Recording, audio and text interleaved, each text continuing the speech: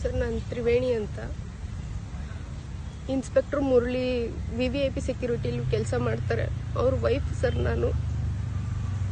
ಅವ್ರೇನು ದುಡ್ಡಿನ ಆಸೆಗೋ ಏನೋ ಗೊತ್ತಿಲ್ಲ, ಬೇರೆ ಯಾರ ಜೊತೆ ನಾವು ಮಾತಾಡ್ಕೊಂಡು ಬೇರೆ ಬೇರೆ ಹುಡುಗಿರ ಜೊತೆ ಎಲ್ಲ 3 ವರ್ಷದ ಹಿಂದೆಯಿಂದನೂ ಮನೆಗೆ ಬರೋದನ್ನ ಸ್ಟಾಪ್ ಮಾಡಿದ್ರು ಸರ್ ಅವರು. ನಾನು ಎಲ್ಲ ಕಡೆ ಎಲ್ಲ ಪೊಲೀಸ್ ಸ್ಟೇಷನ್ಗೂ ಹೋಗಿದ್ದೀನಿ ಸರ್. ಹಾರೋಳಿಲಿ ವರ್ಕ್ ಮಾಡ್ತಿದ್ರು ಅವರು. ಹಾರೋಳಿಲಿ ವರ್ಕ್ ಮಾಡ್ತಿರುವಾಗ ಅಲ್ಲಿಂದ ಸರ್ಕಲ್ ಇನ್ಸ್ಪೆಕ್ಟರ್ ಗಿರೀಶ್ ಸರ್ ಹತ್ರ ಹೋಗಿ 100 ಸತಿ ಮಾತಾಡಿದೀನಿ ಸರ್. ಹೆಂಗಾದ್ರೂ ಮಾಡಿ ಮನೆಗೆ ಕರ್ಸಿ ಸರ್, ಮಾತಾಡಿಸಿ ಮಾತಾಡಿಸಿ ಮಾತಾಡಿಸಿ ಅಂತ. ಒಂದಿನಕ್ಕೂ ಬಂದು ಮಾತಾಡಿಲ್ಲ ಸರ್ ಅವರು. ಹಂಗೇನೆ DYSP ಮೋಹನ್ ಸರ್ ಹತ್ರ ಕೇಳಿದೆ ಸರ್ ಹೋಗಿ, ಅವ್ರ ಹತ್ರನೂ ಒಂದ್ಸರಿನೂ ಬಂದು ಮಾತಾಡಿಲ್ಲ ಸರ್ ಅವರು. ಅಲ್ಲಿ SP ಗಿರೀಶ್ ಸರ್ ಇದ್ರು ಸರ್, ಅವ್ರ ಹತ್ರ ಹೋಗಿ ಮಾತಾಡಿದೆ ಸರ್. ಒಂದಿನಕ್ಕೂ SP ಸಾಹೇಬ್ರು ಕರೀತಿದ್ದಾರೆ ಅಂತನೂ ಇನ್ಸ್ಪೆಕ್ಟರ್ ಆಗಿದ್ರು ಬಂದು ಒಂದಿನ ಮಾತಾಡ್ಲಿಲ್ಲ ಸರ್. ನನ್ನ ಪ್ರಾಬ್ಲಮ್ ಏನು ಅಂತ ಕೇಳಲಿಲ್ಲ ಸರ್ ಅವರು.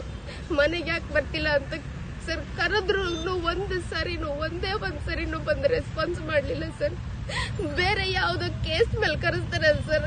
SP ಗಿರೀಶ್ ಸರ್ ಬೇರೆ ಯಾವ್ದೋ ಕೇಸ್ ಮೇಲೆ ಆ ಕೋರ್ಟ್ ಒಳಗಡೆ ನನ್ನನ್ನು ಕರೆಸಿ ಮೊದಲು ಅವ್ರ ಚೇಂಬರ್ ಒಳಗಡೆ ಕೂರಿಸ್ಕೊಂಡು ಆಮೇಲೆ ಮುರಳಿ ಅವ್ರನ್ನ ಯಾವ್ದೋ ಕೇಸ್ ಇದೆ ಅಂತ ಕರೆಸಿ ಮಾತಾಡಿದ್ರು ಸರ್. ಅವತ್ತೆಲ್ಲ ನಾವು ನಮ್ಮ ಅತ್ತೆ ಮಾವ ಎಲ್ಲ ಒಟ್ಟಿಗೆ ಇದ್ವಿ ಸರ್. ನಾನು ಹೋಗಿ ಅಲ್ಲಿಗೆ ನಮ್ಮತ್ತೆ ಮಾವ ನಾವೆಲ್ಲರೂ ಚೆನ್ನಾಗಿದೀವಿ, ಮುರಳಿ ಮಾತ್ರ ಬರ್ತಿಲ್ಲ ಅಂತ ಹೇಳಿದ ತಕ್ಷಣ ಮುರಳಿಗೆ ಗೊತ್ತಾಯ್ತು ಅನ್ಸುತ್ತೆ ಏನ್ ಮಾಡ್ಬೇಕು ಅಂತ. ನಮ್ಮತ್ತೆ ಮಾವಂಗೆ ಹೇಳ್ಕೊಡ್ತಾರೆ ಅವರು ಸರ್, ಇವಳು ನಮ್ಮ ಮನೆಗೆ ಸೇರಿಸ್ಬೇಡಿ ಅಂತ. ಅಲ್ಲಿಂದ ಅವ್ರು ಒಂದು ತೀರ್ಮಾನ ಮಾಡಿ ಕಳ್ಸಿದ್ರು ಸರ್, ಜಿಗ್ನಿ ಮನೇಲಿ ಹೋಗಿ ನೀವಿರಿ ನೀವು.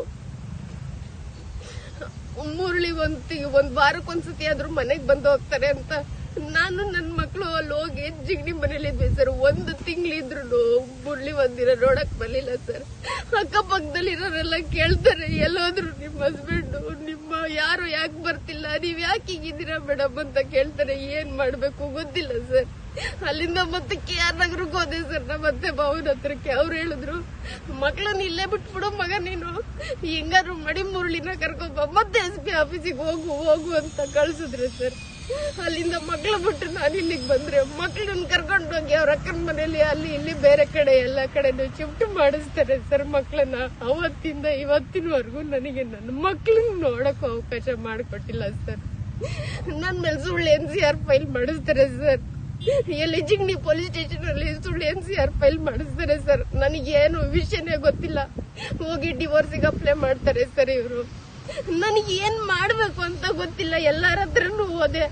ಅಷ್ಟ್ರ ಒಳಗಡೆ SP ಗಿರೀಶ್ ಸರ್ ಚೇಂಜ್ ಆದ್ರು ಸರ್. ಅಲ್ಲಿ ಇನ್ನೊಬ್ರು ಬೇರೆ SP ಬಂದ್ರು ಸರ್ ಅಲ್ಲಿಗೆ. ಅವ್ರ ಹತ್ರ ಹೋಗಿ ಮಾತಾಡ ಅಷ್ಟ್ರೊಳಗಡೆ ನಾನ್ ಸರಿನೋ ಮುರಳಿ ಸರಿನೋ ಇವ್ರ ತಪ್ಪು ಯಾರಿಗೂ ಅವ್ರಿಗೆ ಗೊತ್ತಾಗ ಅಷ್ಟೊತ್ತಿಗೆ 6 ತಿಂಗಳಾಗೋಯ್ತು ಸರ್. ನಾನ್ ಸರಿ ಇದೀನಿ ಅಂತ ಗೊತ್ತಾಗಕ್ ಅವ್ರಿಗೆ 6 ತಿಂಗಳಾಯ್ತು ಸರ್. ಅಲ್ಲಿ ಅವ್ರಿಗೆ ಗೊತ್ತಾಗಿ ಅವ್ರೇನಾದ್ರು ಆಕ್ಷನ್ ಮಾಡ್ತಾರೆ ನಾನು ಅಷ್ಟ್ರ ಒಳಗಡೆ ಮುರಳಿ ಟ್ರಾನ್ಸ್ಫರ್ ಆಗಿ ಇಲ್ಲಿಗೆ ಬರ್ತಾರೆ ಸರ್. ಇಲ್ಲಿ ಬೆಂಗಳೂರು ಕಮಿಷನರ್ ಆಫೀಸ್ ಹತ್ರ ಬರ್ತಾರೆ ಸರ್ ಅವರು. ಮತ್ತೆ ಅಲ್ಲಿಂದ ವಾಪಸ್ ಕಮಿಷನರ್ ಆಫೀಸಿಗೆ ಸುತ್ತಕ್ ಶುರು ಮಾಡಿದೆ ಸರ್. ನಾನು ಇಲ್ಲಿ ಬೆಂಗಳೂರಲ್ಲಿ ಅವ್ರ ಹತ್ರ ಹೋಗೋದು ಸರ್ ಹತ್ರ ಯಾರೋ ಮಂಜುನಾಥ್ ಸರ್ 100 ಸರಿ ಹೋಗಿದ್ದೀನಿ ಸರ್. ಮಂಜುನಾಥ್ ಸರ್ ಹತ್ರ ಅವರು ಕರೆಸಿ ಹೇಳಿದ್ರು, ಮಾತಾಡಿದ್ರು.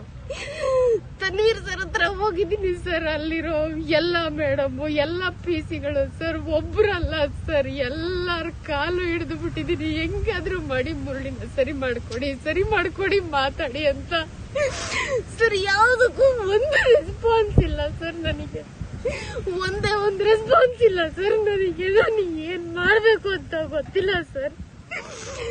ಆದ್ರೂ ಪರಮೇಶ್ವರ್ ಅವರು PA ಹತ್ರ ಹೋದೆ ಸರ್. ಒಂದಿನ ನಾನು ಎಲ್ಲಿಗೆ ಹೋಗ್ಬೇಕು ಗೊತ್ತಿಲ್ಲ ಸರ್, ಆದ್ರೂ ಹುಡ್ಕೊಂಡು ಹೋದೆ. ಅವ್ರ ಹತ್ರನು ಮಾತಾಡಿದೆ ಸರ್. ನಾನು ಸರ್ ಬಿಸಿ ಇರ್ತಾರೆ ಇವಾಗ ಮಾತಾಡಕ್ ಆಗಲ್ಲ. ಅವರು ಮಂಜುನಾಥ್ ಸರಿಗೆ ಫೋನ್ ಮಾಡಿ ಮಾತಾಡಿದ್ರು ಸರ್, ಏನಿದು ಇಶ್ಯೂ ಸಾಲ್ವ್ ಮಾಡಿ ಅಂತ. ಅವ್ರು ಏನಂದ್ರೋ ಏನೋ ಗೊತ್ತಿಲ್ಲ ಸರ್. ಯಾರು ಹೆಲ್ಪ್ ಮಾಡಕ್ ರೆಡಿ ಇಲ್ಲ ಸರ್ ನನಗೆ ಸರ್. ನನ್ ಮಕ್ಳನ್ನ ನೋಡಕ್ ಬಿಡಲ್ಲ ಸರ್ ಇವರು. ಮುರಳಿ ಮನೆಗ್ ಬರಲ್ಲ ಸರ್. ನಾವೊಂದ್ ಸಣ್ಣ ಕುಟುಂಬದಿಂದ ಮರ್ಯಾದೆಯಿಂದ ಬೆಳ್ಕೊಂಡ್ ಬಂದಿರೋರು ಸರ್.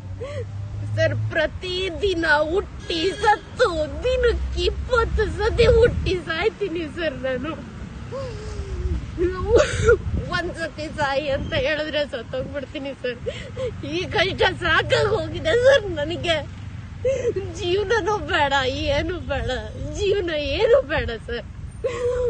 ಕೊನೆಗೆ ಜಗದೀಶ್ ಸರ್ ಏನೋ ಎಲ್ಲರಿಗೂ ಕೊಡಿಸ್ತಾರ ನ್ಯಾಯನ, ಒಂದ್ ಮೀಡಿಯಾದಲ್ಲಿ ಮಾತಾಡ್ತಾರೆ ಅಂತ ಗೊತ್ತಾಗಿ ಇವತ್ತು ಎಲ್ಲಿದ್ದೀನೋ ಗೊತ್ತಿಲ್ಲ ಸರ್. ನಾನು ಇದೊಂದು ವಿಡಿಯೋ ಕಳಿಸ್ತೀನಿ ಅವರಿಗೆ ಸರ್. ಇದು ಲಾಸ್ಟ್ ಸರ್, ನನಗೆ ಸಾಕಾಗೋಗಿದೆ ಸರ್ ನಿಮ್ ಪೊಲೀಸ್ ಅವ್ರಿಗೂ ಸರ್.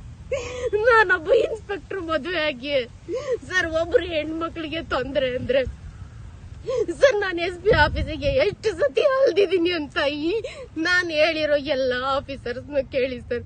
ನಾನ್ ಕೇಳ್ಕೊಂಡಿರೋದು ಒಂದೇ ಸರ್, 3 ವರ್ಷದಿಂದ ಒಂದ್ಸತಿ ಕರ್ಸಿ ಮುರಳಿ ಹತ್ರ ಮಾತಾಡ್ಸಿ ಸರ್, ಒಂದ್ಸತಿ ಕರ್ಸಿ ಸರ್, ಕೌನ್ಸಿಲಿಂಗ್ ಮಾಡಿ ಸರ್, ಅವರಿಗೆ ಹೆಂಗೋ ನನ್ ಸಂಸಾರ ಸರಿ ಮಾಡ್ಕೊಡಿ ಸರ್ ಅಂತ. ಇದನ್ನ ಯಾರ ಕೈಲೂ ಮಾಡಕ್ಕೂ ಆಗಿಲ್ಲ ಸರ್. ಯಾರ ಮಾತನ್ನು ಅವ್ರು ಕೇಳೋದು ಇಲ್ಲ ಸರ್. ಬರೀ ದುಡ್ಡು ದುಡ್ಡು ದುಡ್ಡು ದುಡ್ಡು ಸರ್. ಇವತ್ ನನ್ ಮಾಂಗಲ್ಯ ಇಲ್ಲ ಸರ್. ಇವತ್ತು ಇದು ಆರ್ಟಿಫಿಷಿಯಲ್ ತಾಳಿ ಹಾಕೊಂಡ್ ಓಡಾಡ್ತೀನಿ ನಾನು. ನಾನೇನೋ ರೆಸಾರ್ಟ್ ಮಾಡ್ಬೇಕು, ನನಗ್ ದುಡ್ಡು ಬೇಕು ಅಂತ ನನ್ ಮಾಂಗಲ್ಯ ಸರ್ ಎತ್ಕೊಂಡು ಹೋಗೋರೆ ಸರ್. ನನ್ ಮಾಂಗಲ್ಯ ಇಲ್ಲ ಸರ್, ನನ್ ಗಂಡ ಇಲ್ಲ, ನನ್ ಮಕ್ಳಿಲ್ಲ, ಹೆಂಗ್ ಬದುಕ್ಲಿ ಸರ್? ನಾನು ಯಾರ ಹತ್ರ ಹೋಗ್ ನ್ಯಾಯ ಕೇಳ್ಬೇಕು ಸರ್? ನಾನು ಯಾರ ಹತ್ರ ಹೋಗಿ ನ್ಯಾಯ ಕೇಳ್ಬೇಕು ಸರ್? ನನಗೆ ಏನ್ ಮಾಡ್ಬೇಕು ಅಂತ ಗೊತ್ತಿಲ್ಲ ಸರ್. ಇದೊಂದು ವಿಡಿಯೋ ಮಾಡಿ ಕಳಿಸ್ತೀನಿ ಸರ್. ನನ್ನ ಬದುಕಿಸ್ತಿರೋ ಸಾಯಿಸ್ತಿರೋ ನಿಮಗ್ ಬಿಟ್ಟಿರೋದು ಸರ್. ದಯವಿಟ್ಟು ಹೇಳ್ತೀನಿ ಸರ್, ಜಗದೀಶ್ ಸರ್, ಇದು ನನಗೆ ಲಾಸ್ಟ್ ವಿಡಿಯೋ ನಿಮಗ್ ಮಾಡ್ತಿರೋದು. ನನಗ್ ನ್ಯಾಯ ಕೊಡ್ಸೋದಾದ್ರೆ ಕೊಡಿಸ್ಬಿಡಿ ಸರ್, ಇಲ್ಲ ಅಂದ್ರೆ ಅಟ್ಲೀಸ್ಟ್ ಸಾಯಕಾದ್ರೂ ಬಿಟ್ಬಿಡಿ ಸರ್. ನನಗೆ ನಾನು ಸತ್ತೋಗ್ಬಿಡ್ತೀನಿ ಸರ್. ನನಗ್ ನಿಜವಾಗ್ಲು ಈ ಪೊಲೀಸ್ ವ್ಯವಸ್ಥೆ ಮೇಲೆ ಯಾವ ನಂಬಿಕೆನೂ ಇಲ್ಲ ಸರ್. ನನಗೆ 3 ವರ್ಷದಿಂದ ಓಡಾಡ್ತಿದ್ದೀನಿ ಸರ್. ನನಗೆಲ್ಲಾದ್ರೂ ಒಂದು ಚೂರು ನ್ಯಾಯ ಸಿಕ್ಕಿದೆಯಾ ಸರ್? ಒಂದು ಚೂರು. ನನಗೇನ್ ಮಾಡ್ಬೇಕು ಗೊತ್ತಿಲ್ಲ sir. Thank you sir, thank you.